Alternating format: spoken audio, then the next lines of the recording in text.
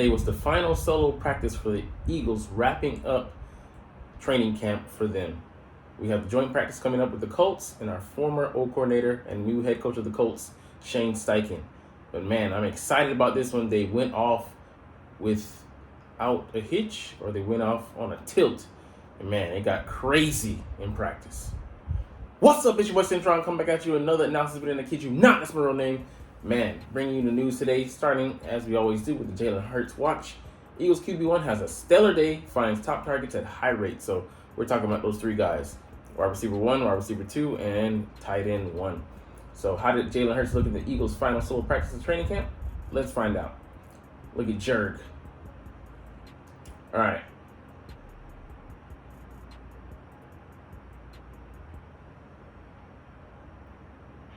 In the Eagles' final official solo training camp practice Sunday morning, so Monday for me, the Colts come to town, and one practice opened to the media on Tuesday, and then we're done. Jalen Hurts and the Eagles were airing it out. So in fact, 35 total plays run by the first team offense. There was just one handoff and 3 design runs in total. So airing it out on a hot day, August day. So let's see how it went. We're going to get straight to the numbers. He was 22 of 25 with 4 touchdowns, no interceptions. Kobe Dean could have picked off one that was intended for Goedert, hit him right in the chest, dropped it. Maybe he wasn't ready, and or maybe Goedert got a few fingers on it, but good of him, good for him, and good of him reading the route. But hopefully he can close like he did in the preseason game on the goal line. But man, Jalen Hurts, they were just throwing it in. Smith, Brown, and Goedert were just eating is alive. We'll get into Goedert a little bit later with what he did, and just concentration, and AJ Brown, supreme, ultimate concentration, as well as just Smitty just running excellent routes. Not good, not great, but excellent routes. So I mean, this top trio, like someone said in another part of another article, fantasy football, you want to focus on those guys. We're gonna be top heavy again this year, and until it stops working. If it's not broke, don't fix it. We don't need depth behind that, but we might just have discovered something, man. Because that dude, named after that HBO prison series, man, he was lighting it up today, on point. Wes, man, you better get back here, bro. All right, let's get to the game balls for today. So Devonta Smith had a highlight reel day, and that's saying something because A.J. Brown balled the fuck out today, man. And Brandon Graham, old reliable, old faithful, was getting it in, man. All right, let's get into it. They need no introduction. You know both of these guys, man. They're fan favorites. Devonta Smith. The Eagles' passing attack looked especially crisp at practice, resembling the high-flying unit they were last season. The game ball easily could have gone to A.J. Brown or Jalen Hurts because Jalen Hurts was on it, and A.J. Brown was concentration king today. But he's going with Smith. I mean, I would have went with Brown, but, Smith, maybe I wasn't there to see it firsthand.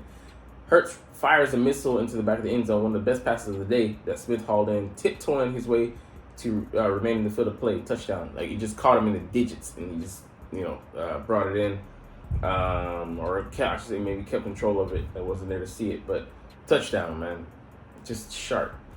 Smith is an elite route runner. He ran a smooth as anything comeback route with Job hopeless in coverage, easy pickup. And the guy's improved, but I mean, just facing one of the top 10 receivers, or like maybe this year vaulting into the top 10, is no easy job. And he might have gotten better, but Smith elevated this game that much more. Brown is typically the slant king in the Eagles offense, but Hurts found Smith, showing that he's not the only one who can run those slants. He can hit those quick, freaky routes as well. On one, where the receiver went up and got the ball at its highest point amidst tight coverage, kind of like he did in the Chicago game when he got crunched and just held onto the ball. Man, he surprises you. With his frame, he balls out in the game. Bars. I'm not breaking any news here, but the Eagles receiver duo is incredible. For those Birds fans who watched Donovan McNabb wasted away with a horrendous receiving core, Todd Pinkston, James Thrash, Freddie Mitchell, Nah Brown. I mean, you just had guys that just had no business being top options. Nonetheless, I would say three and four receivers, maybe a two. I would say 1 or 2 years with Thrash. He had that threshold, but I think still he played like a number 3 for the majority of his career. L.J. Smith was his, best option. He was a tight end. It was tragic that they didn't. They wasted the prime years, golden years. It should have been. They were golden years, but just without the championships, the wins to show for it. Should have had maybe 2 or 3 rings, and it's a shame they wasted Donovan McNabb's career. He was the greatest Eagles quarterback up until I believe now, and it's just like pride, just wanting to win with your system. But that's coaches, and Andy Reid has learned. He's gotten he's put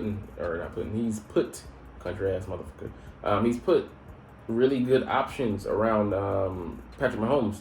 Even though he's a top quarterback, he's gonna Travis Kelce was already there, but he's brought in guys, and he's not afraid to make moves because he learned from his mistakes here in Philly. Too bad he had to go through that to become a 2-time Super Bowl winning coach in Kansas City. But that's the way the cookie crumbles or the way the ball bounces, whichever you prefer. But yeah, man, like this is the best duel we've ever had in Philly. I want you to be able to appreciate how good we have it now. Because T.O. is the best receiver I played with, and where did we go? Super Bowl appearance that year, and things didn't work out. They should have just done whatever they had to do to make the man happy, and maybe we would have made another appearance. Maybe we would have won 1 or 2. Who knows? But that's a different story for a different time and different assessment of the story. But anyways, Brown and Smith make a whole world of difference for Hurts' development. Yeah, he doesn't become the receiver he is now, and the quarterback he is now, and the quarterback he will be without those 2 guys. Man, they make life easier. They've sped up, his progression and development into a top QB in this league. I would not say that Smith and Brown are the league's top duo. I give the nod to Tyreek Hill and Jalen Waddle, but I'd rather have those 2. But you can't make the argument against this. Tyreek Hill's one of the best receivers in the league, top 3. He had a 1,700-yard season, and because of that, Jalen Waddle was able to ball. I believe Smith would be able to ball without AJ, but let's not kid ourselves and say that he's his production was not in some way, shape, or form, or you can say like halfway credited or partly credited at the very least, in part to AJ Brown being a monster out there. Let's be honest. So, but any rational football observer has to have them in the top 3, along with Miami's Tyreek Hill and Jalen Waddle duo, and then since Cincinnati's Jamar Chase, T. Higgins pairing. So, tomato tomatoes on that. I would say that Miami's no doubt the number 1 duo, but it depends on who you want to who you have a taste for, because it's a really good matchup with him being a possession and him being a explosive game breaking guy. He's only had 2 years in the league, and he's already considered one of the top talents. I should tell you where this guy's talent level is, what his ceiling is, and where his floor is at. Floor is really high. Anyways, defensive game ball, defensive end, Brandon Graham. Damn, stop, man. Brandon Graham. Ahead of a season where he's on pace to break the franchise record for most games played in the Eagles uniform. Interesting. Graham had his best practice of the summer, picking up 2 sacks on Jalen Hurts. One rep. Yeah, get your shit together. Hurts continuously rolled around. Graham was there for a would-be sack if this was a full live contact setting. Shortly after, an unblocked Graham would have been in position to crush Hurts after a fake handoff. So, he just sniffed it out.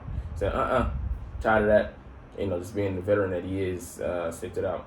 Bringing Hurts down in the actual game is a bit different than being in on him for a ceremonial sack in practice, but Graham's ability and credentials should not be in doubt. Yeah, you can't, say yay or nay whether he would have, shrugged it off or wriggled out of it. But, for the sake of practice, this setting, we'll just call it a sack. But, man, it just shows you that We have so many guys. We got him. We got Nolan Smith. We got Son Reddick. We got Josh Sweat.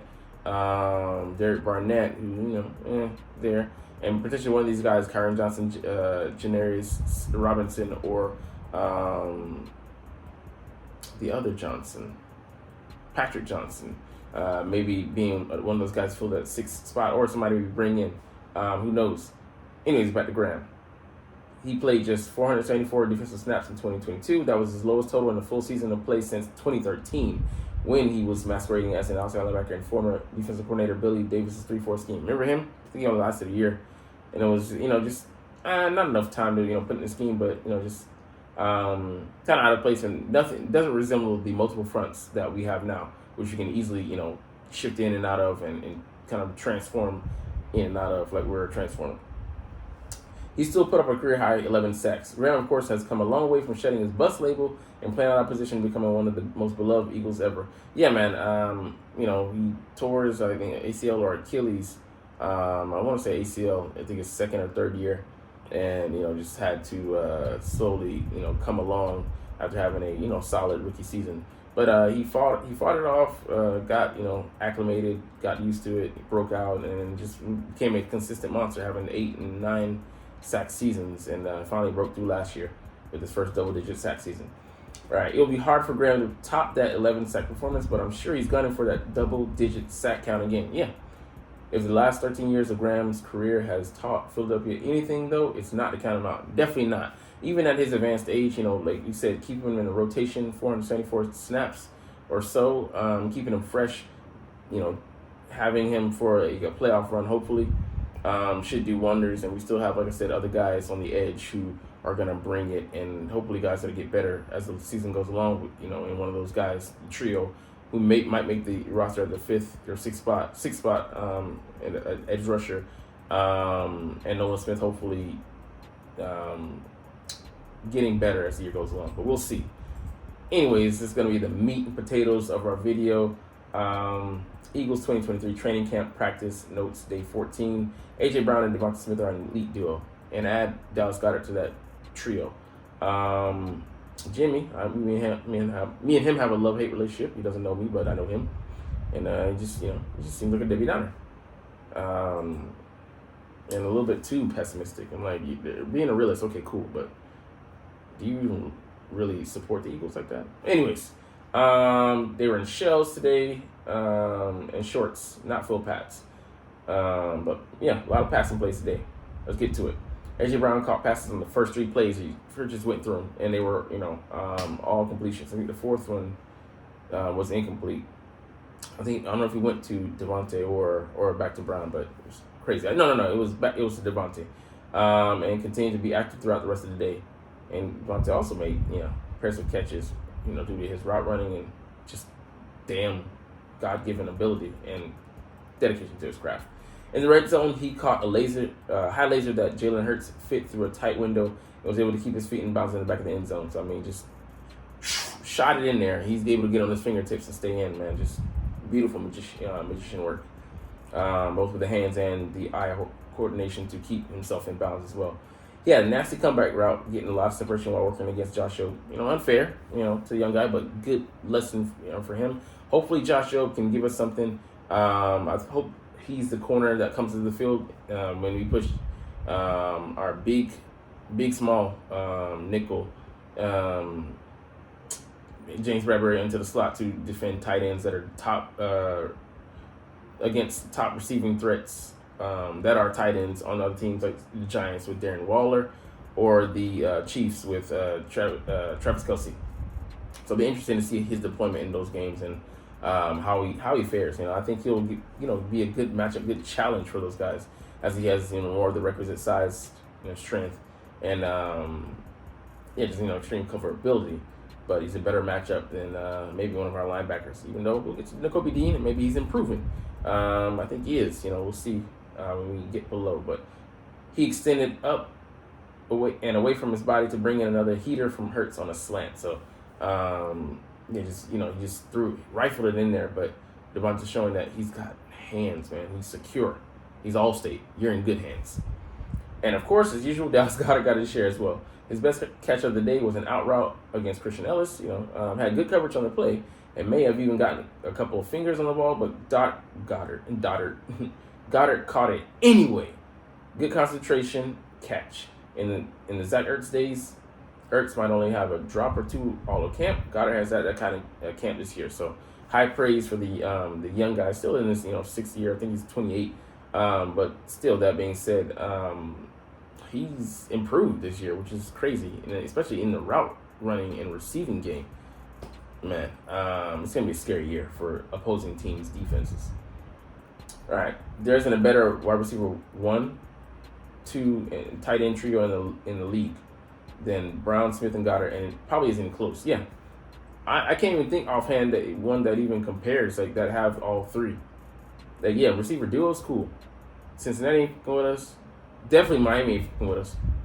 Those guys are incomparable. So, I mean, like, all three of those guys were highly effective in the Super Bowl. Smith having 100, Brown having like 95 or 96 yards, and Goddard having like I think 90 or something like that. So it was pretty amazing, man. That's why I hope we get back there so we can showcase these guys to the nation. All right, we should also probably mention that Hurts had a great day as well. He was on time and accurate, so just beautiful. The play of the day was made by Olamide Zaccheaus, who I mentioned earlier, who was able to make a catch just outside the hashes while diving and simultaneously being interfered with by Terrell Edmonds. So, I mean, he was showing tight coverage, but, get a little too handsy.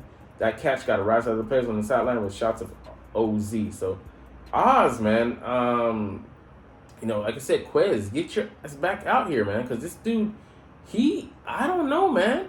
I don't know how they call it. I think they might give it to Quez, but, it might be just for his mental, stability and confidence. But, man, your boy is out here doing big man. I feel confident, man, in him being our wide receiver 3. And that's no joke. That's no slight to Quez, but he's just out there making plays, man. The guy is he's a really solid professional. I think he actually fits, what we're looking for more in the slot, being a slot receiver primarily. And I think he's just crisp. And I think he's just more crisp than Watkins. Watkins has explosiveness and explosibility there at wide receiver 3, but I still think he's more of an outside guy. And it'll be interesting, man. It'll be interesting how we deploy both of them.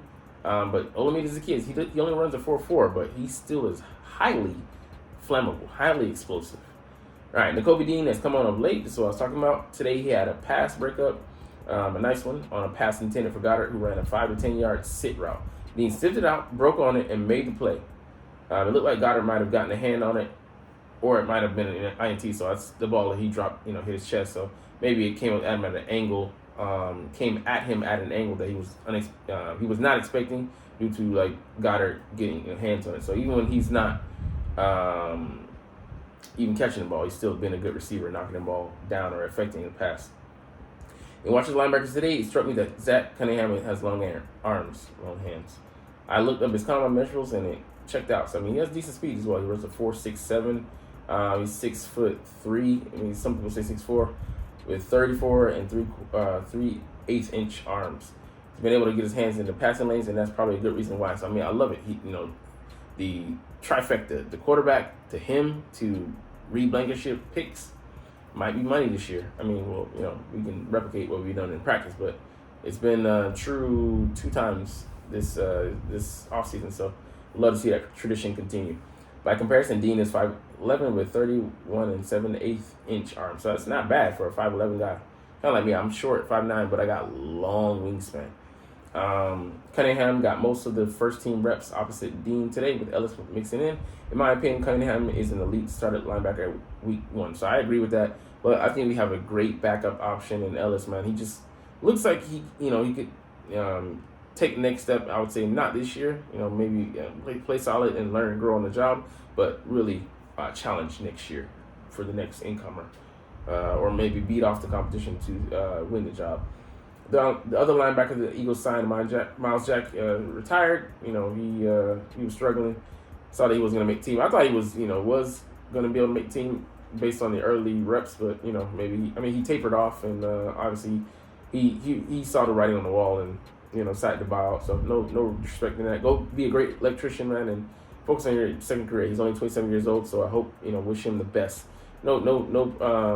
People were on Simone Biles about not going out there and competing.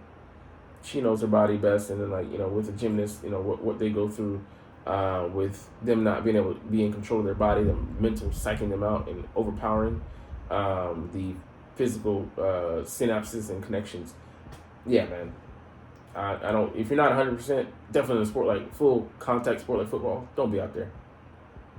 Terrell Edmonds, Justin Evans, and Sidney Brown all got first team reps at safety today. And Kayvon Wallace did as well. I didn't notice that, and hopefully he stays on the bench. I don't think Justin Evans makes the team, but Terrell Edmonds, Sidney Brown, Kayvon Wallace, Reed. I think those are our 4 safeties. I don't know if we keep him on the practice squad or something like that. I would love to actually though, because I know we have for certain positions. I don't know who we can keep. But anyways, Darius Slay had great coverage on the deep ball to Smith on 1 rep. Smith ran a double move, but Slay didn't bite, and stayed stride for stride with Smith down the field, causing an incompletion. So showing that he's also in rare form, and he's gonna go out there and compete this year. Interesting, Devin Allen got a few first team reps, didn't take advantage. Had a chance at deep ball on the right sideline, didn't had the speed to get there, but looked like he had difficulty tracking it. So showing that he's not going to be part of the receiving core, and he's not going to challenge that. He missed out on that trying to fill in trying a career in track and field, and it just your instincts don't kick in for this career, whereas in the other one you have all the tools to be successful. Just need to keep at it, but. Yeah, I was just hoping that we try him on special teams as a kick returner, punt returner, but, for whatever reason, I trust the staff that, we haven't. So that's that. I don't think he makes the team, not even the practice squad. He also had to drop in the middle of the field, so, yeah. Because the Eagles aren't very deep at receiver, he thought, somebody it'd be an opportunity for somebody to shine. Justin Goedert hasn't, made plays in games.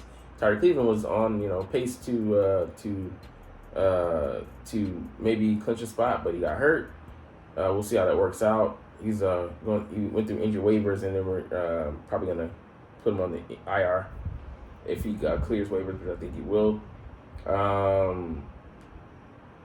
Allen missed time, man. He's not Deion Sanders or Bo Jackson, so he's not good enough to do 2 sports. But I get it. His life, his career. Do what fulfills you. Avonte Maddox had a sack while blitzing from his slot position. Got home in a heartbeat. Maddox has been in the NFL for 5 seasons, and I've been waiting for a defensive coordinator to finally let Maddox get his share of blitzes. He was good at blitzing in college, as he had 4 sacks his final season at Pitt. So, he got hurt actually on the blitz last year, re-injured. Blitzing Dak, and he didn't go at 100% because he was worried about the penalty, the flag. Who cares? Throw caution to the wind, young man. You get the flag, whatever, but don't compromise your body, alignment while you're trying to make the tackle and, injure yourself in the process. Anyways, like Avonte, yeah, it just goes to show you that, Gannon, trash. Too simplistic, too simple-minded, and too prideful and egotistical to make adjustments. One of the 3 things he struggles at. Avonte Maddox, yeah, man, like, I hope we do take advantage of that, but it just goes to show you that Sean Desai, man, he's not going to be, it's a run-of-the-mill D coordinator. He's going to improve the position. Like I said, he just improves on the 3 things I always talk about. It'll be a vast improvement over Jonathan Trashton. Yesterday, we mentioned Nolan Smith taking middle reps. Sidney Brown, he's full tilt on special teams. It's a beautiful thing to see. Just he goes out there and plays, whether it's special teams or first team defense, second, third team, doesn't matter. He's going to give you all that he has. Nick Sirianni was chewing out the special teams unit, the special field goal team kicking unit. They were, came on the field when Jalen Hurts got a first down. It was kind of like, I almost said "ai like in Japanese, but like kind of like muddy as far as like, did he get a first down? Because there was first down trackers and markers, so they didn't know. But just him being a stickler for detail, appreciate it. Who cares about this? Jimmy just runs weird, as he always is at the end of these postings. Anyway, I get it. Nobody cares, Jimmy. We're going to end on this note, but we'll be back tomorrow with another video that nobody watches, but I'm used to that because nobody's watching the video at this point. But it's all good because I love talking about the Eagles. Love talking about my boys, man. And I've been with them since 2001 and ride or die or bleed green. Anyways, like I said, going to get up out of here. But as always, it's fly, Eagles, fly, and let's motherfucking go. Like, comment, share, and subscribe if you want. Thanks for watching. Check me out at Centron Anime, Centron Life, or Centron Laughs, or other social media.